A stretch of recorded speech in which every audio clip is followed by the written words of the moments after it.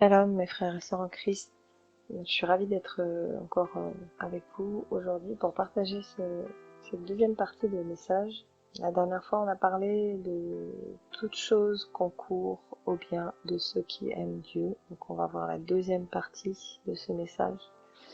On a parlé de ces difficultés qu'on traverse, ces épreuves qui finalement nous sont un gain, derrière lesquels parfois on a une grande bénédiction.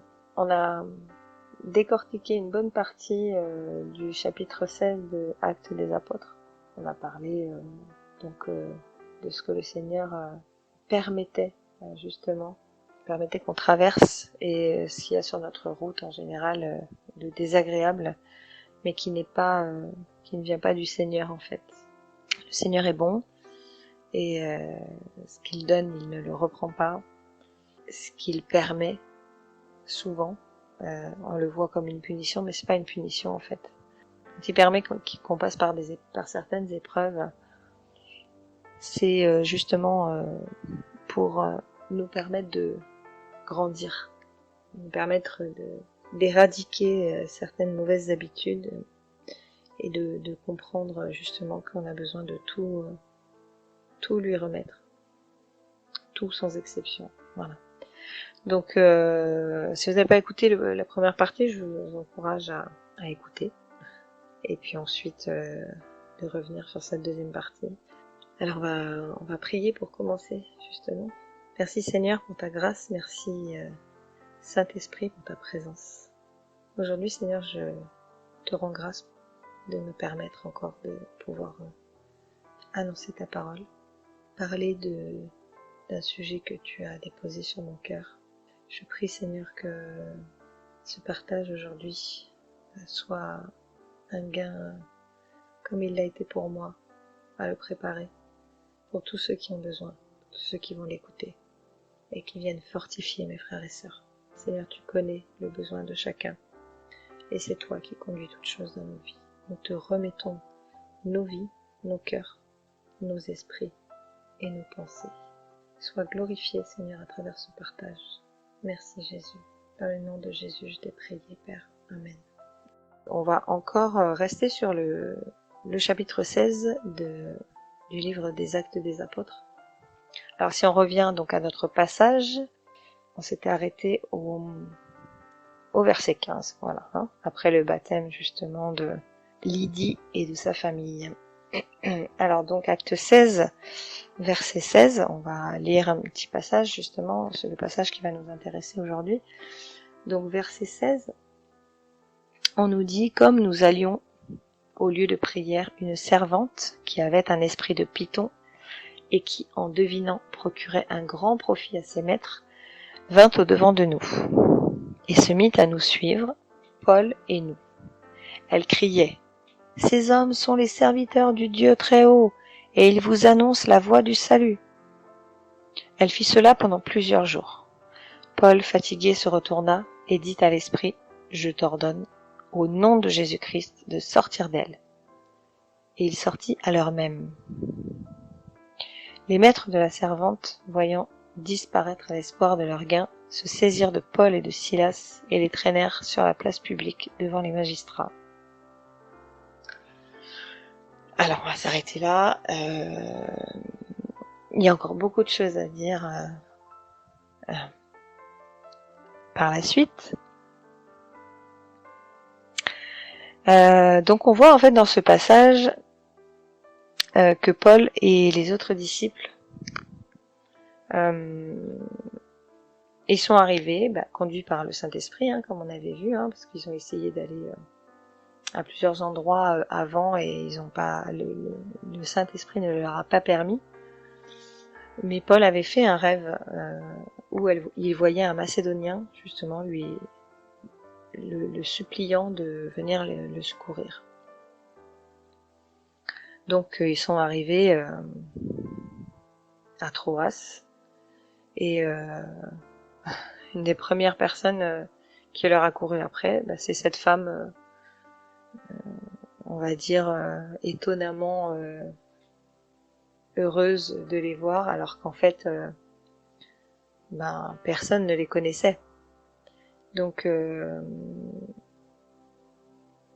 cette partie-là, on va voir que Paul et les autres vont faire une expérience très formatrice quand ils vont être là-bas, et qui peut nous servir aussi parce que quelquefois on a du mal à cerner en fait quand quelqu'un parle de nous, si c'est positif, si c'est pas positif. Sauf que là en fait il s'agit en fait de ce que le Saint-Esprit nous révèle, hein. Et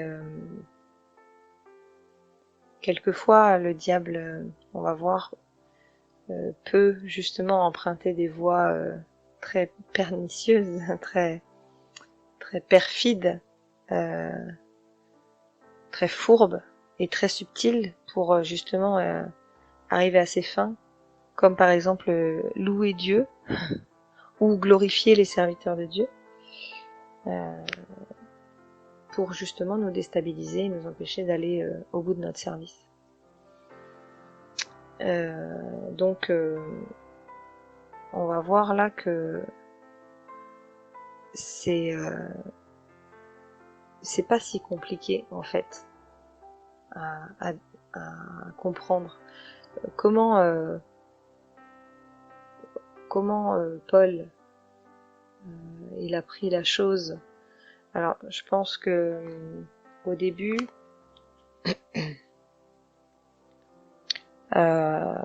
ça a peut-être dû les étonner, hein, que quelqu'un les annonce comme ça, ou peut-être même ça les a embarrassés, parce que c'est pas évident, hein, quand ils arrivaient dans une ville, hein, faut pas oublier que lorsque les disciples allaient annoncer l'évangile, très souvent ils essayaient de passer inaperçus, justement pour pas risquer d'être emprisonnés, parce que c'était pas très bien vu en fait, hein. Dans certains endroits, c'était interdit de prêcher dans la rue, surtout quand on parlait de Jésus. Et c'était dangereux de parler d'autre chose que ce qui était déjà mis en place en fait.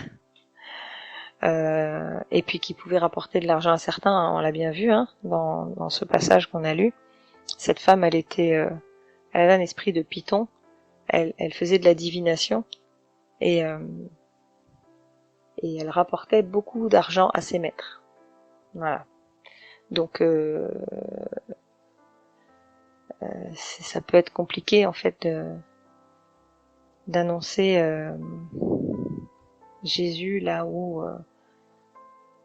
il y a beaucoup de présence démoniaque. Mais quand on y va en présence du Saint-Esprit, en fait on s'inquiète pas de ça. Et Paul et les autres ne se sont pas inquiétés de ça.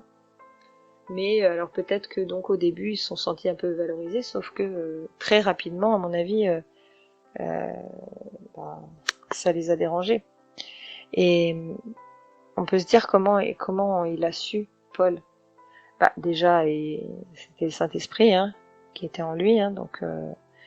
Et puis il y a un petit détail quand même qu'il faut pas oublier, c'est que ils arrivaient, personne ne les connaissait. Donc que cette femme-là crie derrière eux pour annoncer à tout le monde qu'elle voit juste, hein, sur qui ils étaient. Bon je pense que ça a plus que mis la puce à l'oreille des disciples. Donc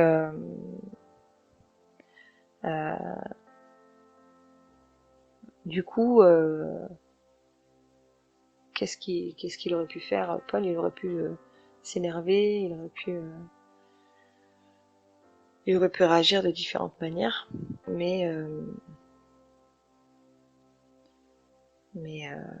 non, il est resté calme. Et du coup, on aurait pu penser que cette femme était un soutien pour les disciples qui annonçaient la parole de Dieu, sauf que Paul, il savait que Dieu n'agissait pas comme ça en fait. Le Seigneur, il n'a pas besoin qu'on lui fasse de la publicité déjà. Et lorsque le Saint-Esprit agit, les voiles tombent. La Bible nous dit que le meilleur témoignage pour convaincre les gens, c'est d'abord notre attitude pieuse, calme, douce, discrète. Voilà. On n'a pas besoin de crier dans la rue pour faire entendre notre voix de force. Alors même si certains sont amenés à le faire parfois, hein, pour annoncer certaines choses, comme le faisaient les prophètes, mais dans ce cas, c'est eux qui parlent tout seuls, c'est eux qui annoncent, c'est pas quelqu'un d'autre qui les annonce avant que eux ils annoncent. Voilà. Donc en aucun cas, quelqu'un va annoncer la venue d'un disciple, tambour battant, pour ameuter toute la ville. Jean 1, chapitre 4, verset 1 nous dit: Bien-aimés, ne croyez pas tout esprit, mais éprouvez les esprits, pour voir s'ils sont de Dieu, car beaucoup de faux prophètes sont sortis dans le monde. Alors, de plus, on sait que Jésus n'a pas été accueilli par les Juifs comme le Messie dans les synagogues, parce que justement les pharisiens et les autres religieux qui s'enrichissaient grassement avec l'argent du temple et qui exerçaient un pouvoir d'autorité sur le peuple auraient tout perdu, et ils ont donc tout fait pour condamner Jésus. Bon, finalement, on sait que c'était pour l'accomplissement des Écritures, et on remercie le Seigneur d'avoir été au bout de son service à lui, qui était sans doute, sans nul doute, le plus dur d'entre tous. Voilà. Mais tout ça, c'était évidemment pour commencer à montrer au monde à quel point le diable avait déjà bien établi son royaume, hein, à l'époque déjà. Et de nos jours, bien entendu, c'est pire, et c'est pas prêt de s'arranger tant que le Seigneur Jésus ne sera pas revenu physiquement pour régner. Voilà. Donc la Bible nous dit d'éprouver les esprits pour voir s'ils sont de Dieu. Alors là, cette femme-là, on aurait pu penser que elle était du côté de Paul et des disciples, mais en réalité, c'était plus pour les déstabiliser. Et c'est là que c'est important de comprendre qu'il faut absolument être envoyé par le Seigneur, peu importe la mission qu'on est envoyé à faire, en fait. Mais surtout pas décidé par nous-mêmes, en fait. Parce que si c'est notre chair qui nous conduit, ça va être compliqué. On va se heurter, on n'aura pas de protection, en fait. Donc lorsque vous avez envie d'aller évangéliser, par exemple, ou de visiter les malades dans les hôpitaux, ou je sais pas, même encore quand vous voulez partir en mission, par exemple, dans un autre pays, priez afin d'être sûr que c'est le Seigneur qui va agréer votre voyage ou votre service, et que ce soit lui qui vous recommande. Parce que sinon le diable, il va faire de vous qu'une bouchée. Alors, Acte 19, versets 13 à 16, nous dit: quelques exorcistes juifs ambulants essayèrent d'invoquer sur ceux qui avaient des esprits malins le nom du Seigneur Jésus en disant: je vous conjure par Jésus que Paul prêche. Ceux qui faisaient cela étaient 7 fils de Sévin, juifs, l'un des principaux sacrificateurs. Donc là, on lit un passage justement où on nous explique qu'il y a des gens dont le papa était parmi les plus hauts juifs, sauf que eux, en fait, ils ont ils ont essayé de faire le même travail que Paul faisait au nom du Dieu de Paul, en fait. Voilà. Donc, verset 15, on continue. L'esprit malin leur répondit, je connais Jésus et je sais qui est Paul, mais vous, qui êtes-vous? Et l'homme, dans lequel était l'esprit malin, s'élança sur eux, se rendit maître de tous deux, et les maltraita de telle sorte qu'ils s'enfuirent de cette maison nus et blessés. Alors, on voit là que c'est dangereux, en fait, de ne pas être envoyé par le Seigneur. Vous savez, quand nous avons tous un service à accomplir. Et la parole de Dieu nous dit que ce que Dieu attend de nous, c'est que nous fassions les œuvres qu'il a préparées pour nous d'avance. Quelquefois, on oublie que Dieu est au-dessus de tout et qu'il connaît toutes choses. Dans notre précipitation, dans notre zèle, on a tendance en fait à oublier que lui, son plan est parfait en fait.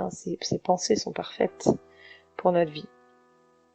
Donc, on essaye de mettre un peu notre grain de sel, mais il faut faire très attention, c'est dévaloriser Dieu lui-même quand on fait ça. Et le Seigneur savait ce qu'il faisait en envoyant Paul et les autres en Macédoine. Et il sait ce qu'il fait s'il vous dit de ne pas bouger dans certaines situations ou s'il vous envoie là où vous voulez pas aller. S'il vous dit d'aller là où vous ne voulez pas aller. On se souvient de ce qu'on a lu la dernière fois, justement, quand Paul voulait aller à plusieurs endroits et qu'il a bien dit le Saint-Esprit nous en a empêchés. Et puis aussi, à contrario, on a vu Jonas qui était envoyé par le Seigneur, mais qui n'a pas voulu y aller. Voilà. Et pourtant, le Seigneur savait bien ce qu'il faisait. Dans tous les cas, il sait ce qu'il fait. Et quelquefois, on a tendance à l'oublier. En fait, beaucoup de chrétiens pensent que pour servir le Seigneur, il faut voyager loin, mais il n'y a pas besoin d'aller loin, en fait.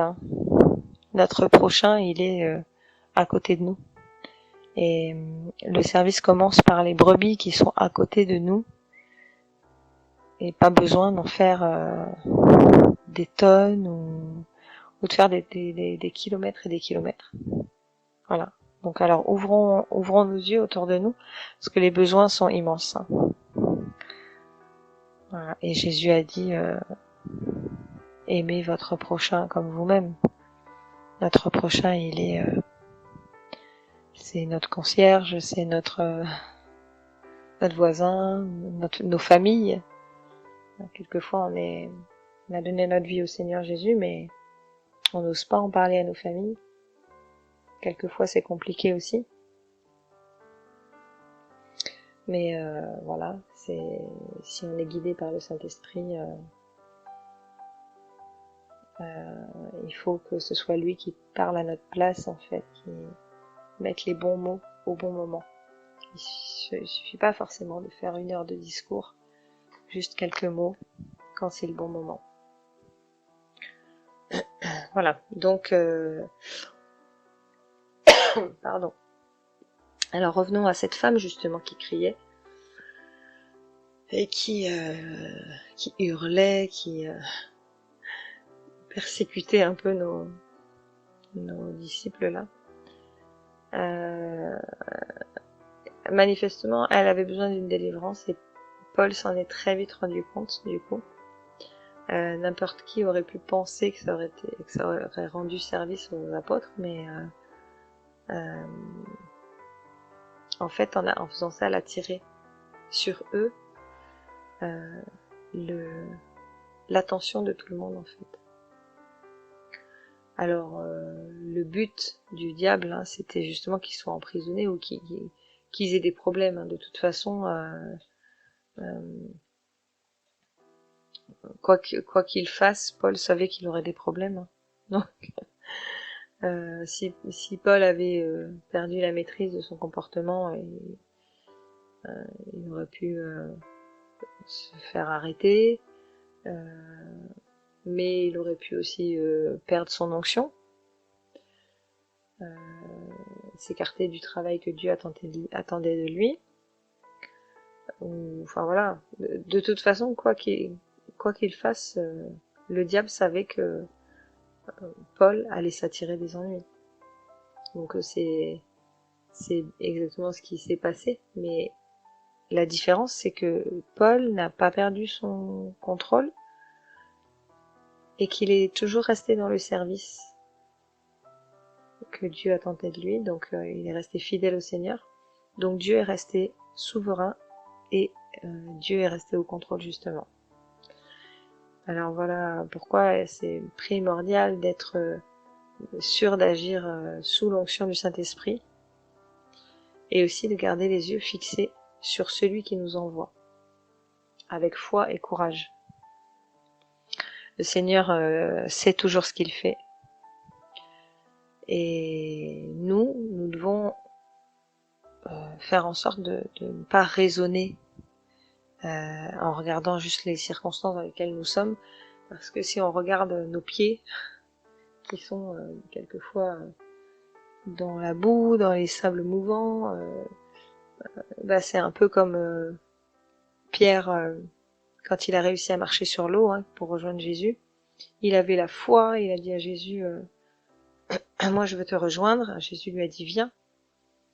Pierre a commencé à marcher sur l'eau et quand il a regardé ses pieds, il est tombé dans l'eau parce que il s'est remis dans la réalité. Alors que s'il avait gardé les yeux rivés sur le Seigneur Jésus, il aurait pu aller jusqu'au bout. Le Seigneur l'aurait porté. Nous, c'est exactement ça. Donc Jésus nous a avertis, c'est pas un secret, Jésus nous a avertis plusieurs fois dans sa parole que nous aurions des tribulations, des grandes épreuves à traverser. Eh bien, c'est pas un secret non plus ce que je vais vous dire, mais le diable, ce qu'il veut, c'est vous faire perdre pied, justement. Que votre foi soit ébranlée, puisque c'est ce qui va attaquer en premier, et que vous faillissez dans l'achèvement de votre service au quotidien.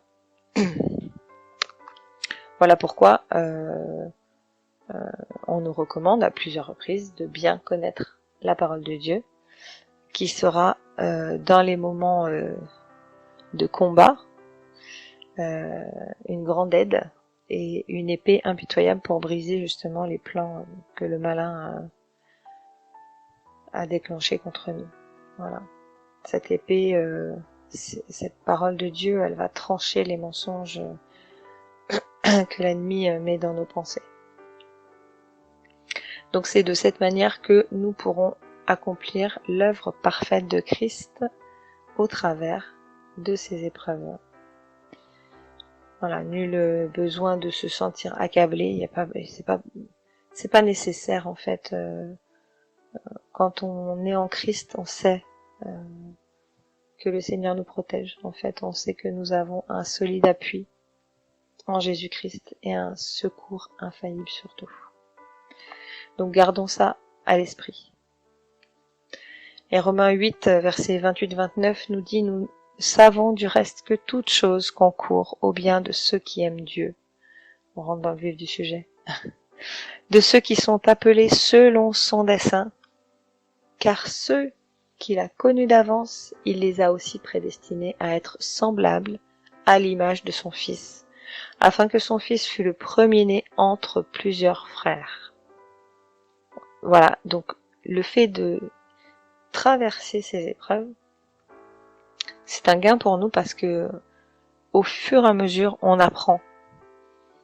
On apprend de notre ennemi, mais on apprend aussi de notre plus solide allié. On apprend à lui faire confiance, à se reposer sur lui et à saisir cette victoire qu'il nous a offerte par son sacrifice. Donc si on ne passe pas par les épreuves, on ne peut pas grandir et puis acquérir tout ce qu'il y a en réserve pour nous. Si Paul, soit dit en passant, n'avait pas voulu souffrir pour le nom de Jésus, ni Lydie ni sa famille n'auraient été baptisés, ni le geôlier avec sa famille, ni les autres personnes n'auraient été sauvées. Cette pauvre femme n'aurait pas pu être délivrée non plus de son esprit de python. Voilà, toutes les personnes qui figurent dans ce passage, dans Acte 16, sont la conséquence bienveillante de l'acceptation en fait de Paul de souffrir pour son maître Jésus. Donc si Paul n'avait pas accepté le service que Jésus lui réservait, en passant par ces tribulations jusqu'à la fin de sa vie, eh bien mes amis, nous ne pourrions pas lire la Bible dans la Bible son témoignage, parce que Paul n'aurait pas pu écrire ce témoignage en fait. Voilà. Qui est si riche, et nous ne serions peut-être pas sauvés non plus, et Dieu n'aurait pas été glorifié. Voilà, notre Seigneur sait pourquoi il permet ces choses sur notre route, et si nous gardons foi en lui, nous finissons par ne plus marcher par la vue, mais uniquement marcher par son esprit. Dieu transforme le mal en bien, et c'est exactement ce que le diable ne veut pas que nous comprenions. Si nous avançons par la foi, comme l'a fait Paul, nous voyons le fruit que portent nos difficultés et la bénédiction que notre persévérance apporte à nos frères et sœurs. Ça a une répercussion, un impact. Jésus nous a exhortés plusieurs fois à demeurer en lui. C'est bien pour une raison. Demeurer en Christ nous permet de garder la connexion avec le Saint-Esprit et de marcher par la foi, de ne plus marcher par notre propre chair. Cela nous permet de porter du bon fruit et de participer à l'avancement du royaume de Dieu selon sa volonté et non la nôtre. Donc la difficulté est un gain pour nous et une richesse, et certainement pas une punition. C'est en ça que le titre est important. C'est pour ça que j'ai appelé cette partie-là, cette exhortation-là, que toute chose concourt au bien de ceux qui aiment Dieu. C'est un des premiers versets que j'ai retenu par la grâce du Seigneur, parce que voilà, quand c'est vraiment trop difficile, je me souviens de ce verset et je me dis que la grâce est bien plus importante en fait. Ça m'aide à me fixer sur la grâce de Dieu et non pas sur mes complications. Par exemple, si on prend l'exemple de la naissance d'un enfant, lorsqu'un enfant naît, la douleur que la maman a éprouvée pour le mettre au monde est bien vite oubliée à compter du moment où elle le tient contre elle, ce bébé, et qu'elle mesure en fait la grâce merveilleuse qui lui est faite d'avoir donné la vie. Quand j'ai mis ma fille au monde, mon mari m'a dit quelque chose que j'ai toujours gardé dans mon cœur en fait. Il m'a dit, mais je me disais non mais c'est pas possible. Pendant les contractions, je me disais je vais pas y arriver, c'est trop dur. Et là il m'a dit mais comment t'as pu penser que donner la vie, faire pouvoir avoir ce privilège de donner la vie, ça puisse se faire sans douleur? C'est un privilège, mais le fait de passer par la douleur, c'est aussi un privilège. C'est parce que justement, on se rend compte à quel point on est privilégié de pouvoir donner la vie. C'est pas quelque chose qui se fait comme ça en claquant des doigts, en fait. Donc oui, c'est douloureux, mais ça nous permet en fait de comprendre que nous, les femmes, Dieu nous a aimés aussi, autant que l'homme. Voilà. Il nous a permis en fait de seconder un peu sa création à plus petite échelle. Je sais pas si vous vous rendez compte en fait, mais ça c'est un message pour mes sœurs qui vont écouter, que nous avons une part dans la destinée qu'il a tracée pour chacun de nous. Sans la femme pour donner la vie, ce concept n'a plus vraiment la même valeur ou la même saveur. C'est Dieu qui donne le souffle de vie et il nous permet d'avoir une part dans sa création en participant au second plan, toujours, à l'élaboration justement du corps de ses enfants. Waouh, merci Seigneur parce que avant de préparer ce message, j'avais pas moi-même saisi en fait ces choses-là. J'avais pas vu sous cet angle justement ce privilège que tu nous donnes. Merci Seigneur. J'ai souvent entendu beaucoup d'hommes dire que la femme n'avait pas sa part dans l'évolution du royaume de Dieu et que en sortant certains écrits de Paul justement assez controversés, la femme doit se taire, la femme doit ne rien faire sauf les travaux du ménage, voilà, s'occuper de son mari, des enfants. Oui, ça c'est c'est ce que Dieu attend de nous, qu'on soit de bonnes épouses, qu'on soit de bonnes mères, et qu'on tienne bien nos maisons, parce que c'est honorer le Seigneur aussi en faisant ça. Mais aujourd'hui, le Seigneur nous parle à nous, les femmes, afin que nous trouvions aussi notre place, et que notre cœur ne soit pas troublé par toutes ces paroles de limitation. Alors, encore une fois, je suis pas là pour dire qu'une femme doit être pasteur, une femme doit être... Moi, je suis pas à la place du Seigneur. Mais ce que je dis, c'est que je crois que le Seigneur peut envoyer une femme aussi bien qu'un homme pour faire un travail qui doit être fait. Et s'il envoie une femme, c'est parce que il sait que cette femme va peut-être le faire mieux qu'un homme. Mais parfois, s'il envoie un homme, c'est parce que cet homme aura des qualités qu'une femme n'aura pas forcément pour accomplir aussi certains autres services. Donc, ne soyons pas religieux et ne parlons pas à la place du Seigneur, en fait. Mais surtout, mes sœurs, ne nous laissons pas troubler par des paroles de limitation. Parce que en laissant plus de place, en accordant plus d'intérêt à ces paroles-là, le Saint-Esprit ne peut pas trouver sa place, en fait. C'est ces paroles-là qui vont rester dans notre cœur, et c'est ce que l'ennemi veut. Voilà. Donc on se laisse tromper si on fait ça. Simplement, il faut chercher l'approbation du Seigneur pour chaque chose que nous avons à faire, nous pensons devoir faire. Voilà. Seul le Seigneur peut nous placer à un poste bien précis, que nous soyons un homme ou une femme. Et c'est primordial de respecter ça, parce que sans quoi, tout ce que l'homme élèvera, Dieu se chargera de l'abaisser. 1 Pierre 5,6 nous dit « Humiliez-vous donc sous la puissante main de Dieu, afin qu'il vous élève au temps convenable. » C'est le Seigneur, lui-même, lui seul, qui doit être le premier, et c'est lui qui choisit de nous élever au rang qu'il souhaite ou pas. Parce que à chaque étape de notre vie,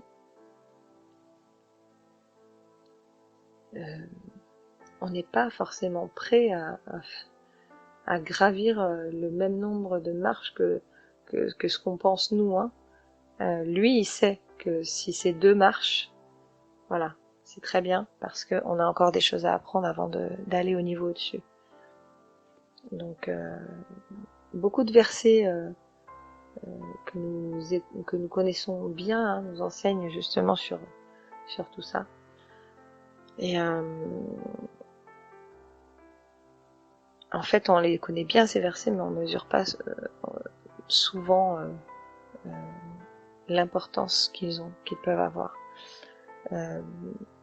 Dans le chapitre 4 du livre de Jacques au verset 6, on nous dit « Il accorde, au contraire, une grâce plus excellente. C'est pourquoi l'Écriture dit « Dieu résiste aux orgueilleux, mais il fait grâce aux humbles. » À chaque fois qu'on ne fait pas passer la volonté de Dieu en premier, que ce soit pour ne pas aller à un endroit où on est envoyé ou l'inverse, c'est l'orgueil qui prend le dessus. Et voilà, la parole de Dieu nous dit « Dieu résiste aux orgueilleux, mais il fait grâce aux humbles. » Nous gardons un cœur humble, un cœur d'enfant, comme nous dit la parole de Dieu, pour pouvoir justement accéder aux bénédictions qui nous sont réservées. On ne peut pas avoir un rapport de force avec le Seigneur, parce que ça sera le pot de fer contre le pot de terre. Et bien évidemment, le pot de fer ça sera pas nous, hein, mes frères et sœurs. Je le précise, mais je pense que vous l'avez compris. J'aime bien cette expression parce que je me visualise à chaque fois le pot de terre qui se fracasse contre le pot de fer. Et je trouve que c'est vraiment une des expressions qui nous ramène à l'humilité en fait, assez rapidement.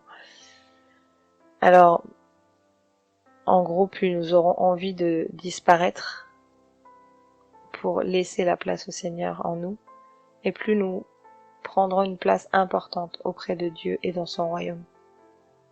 Matthieu 18, verset 4 nous dit « Quiconque se rendra humble comme ce petit enfant sera le plus grand dans le royaume des cieux. » Alors pour conclure, mes frères et sœurs, sachez que rien de ce qui vous arrive n'est le fruit du hasard, parce que comme on a vu dans la première partie, le hasard ne fait pas partie de ce que Dieu a créé en fait. Ça n'appartient pas au Seigneur. Le Seigneur a tout créé parfaitement et nous sommes dans ce monde mais pas de ce monde. Voilà. Jésus a dit à ses disciples, vous êtes dans le monde mais vous n'êtes pas du monde. Donc à partir du moment où on est né de nouveau, on entre dans un autre royaume. On appartient à un autre gouvernement. Voilà. Donc pas de panique. Ça va aller si on reste les yeux fixés sur le Seigneur. Parce que justement, on est placé là encore un peu de temps dans ce monde afin de marquer une différence au milieu de ceux qui se fondent justement dans la masse. Alors, je sais qu'en général on n'aime pas beaucoup être différent, mais nous, il faut qu'on cultive cette différence. Et si nous voulons marcher avec le Seigneur et entrer dans sa gloire, il nous faut accepter d'être différents. Parce que c'est ce qui nous permet justement de nous détacher du monde et de trouver grâce aux yeux de notre Père. Alors, apprenons à laisser plus de place à Jésus dans notre cœur, dans notre vie, nos pensées, notre façon d'être. Acceptons tout ce qu'il nous a donné comme étant notre héritage et laissons-le surtout prendre toute la place dans notre vie, dans nos cœurs. Laissons le Saint-Esprit nous transformer, faire de nous les créatures parfaites que nous sommes destinés à être, sans quoi le plan parfait de Dieu ne pourra pas prendre sa place, ne pourra pas prendre vie. Mais le plus important, c'est qu'à la fin de notre course, le Seigneur puisse nous appeler fidèles serviteurs.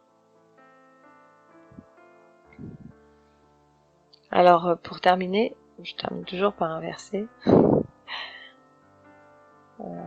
J'ai choisi le verset 30 et 31 dans Jean au chapitre 3. Alors, gardez ce verset dans vos cœurs, mes frères et sœurs. Jean 3, verset 30-31 nous dit « Il faut qu'il croisse et que je diminue. Celui qui vient d'en haut est au-dessus de tous. Celui qui est de la terre est de la terre, et il parle comme étant de la terre. Celui qui vient du ciel est au-dessus de tous. » Voilà, soyez bénis mes frères et sœurs.